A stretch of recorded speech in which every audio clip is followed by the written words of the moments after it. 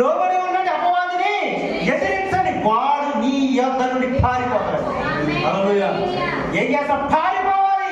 నువ్వు పారిపోయే శక్తి కలిగే దానిగా, శక్తి గలవాడిగా నువ్వు మార్చబడాలి. ఈ సంవత్సరంలో అద్భుతంగా నువ్వు మండే ఒక వ్యక్తిగా మార్చబడాలి. దేవునికి స్తోత్రం. హల్లెలూయా. నువ్వు ప్రతిదీ తలపోసుకోకూడదు. నీ చింతమందు కూడా నీ మీద తెచ్చుకొని నువ్వు కృంగుదల తెచ్చుకోకూడదు. అర్థమవుతుందండి? నా మాట అర్థమవుతుందా? ప్రతి విషయంలో కూడా దిగులు, చింత, వేదన, ప్రతి ఒక్కరి గురించి ఆలోచించి ఏంటి మన మనుషులు ఇప్పుడు ఎక్కువ ఏం ఆలోచిస్తున్నారంటే ఏం చేస్తున్నారు? అందరి గురించి ఆలోచించే వాళ్ళుగా ఉన్నారు. హల్లెలూయా.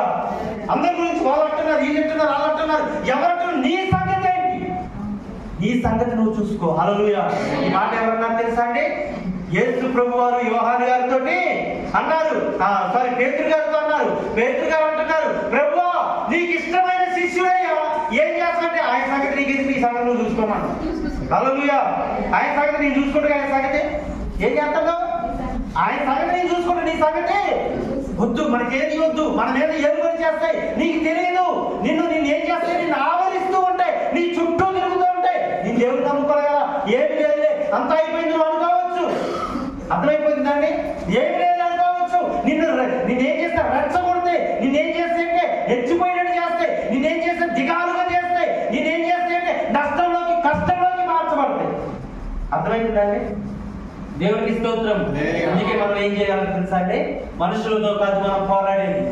ఎవరితో పోరాడుతున్నాం చెప్పాలి.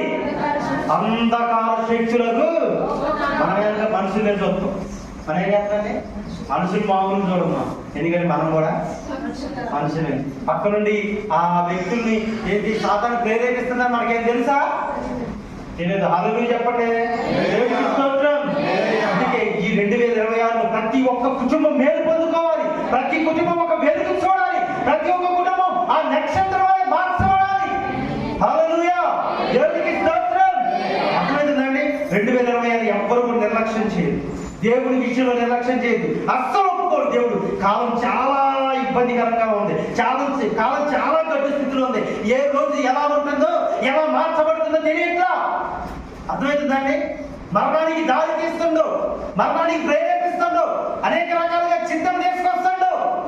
నువ్వే గట్ట ఒక శక్తివంతుడిగా మార్చబడితే, నీవే ఒక శక్తివంతురాలుగా మార్చబడితే సాతాను పారిపోతాడు.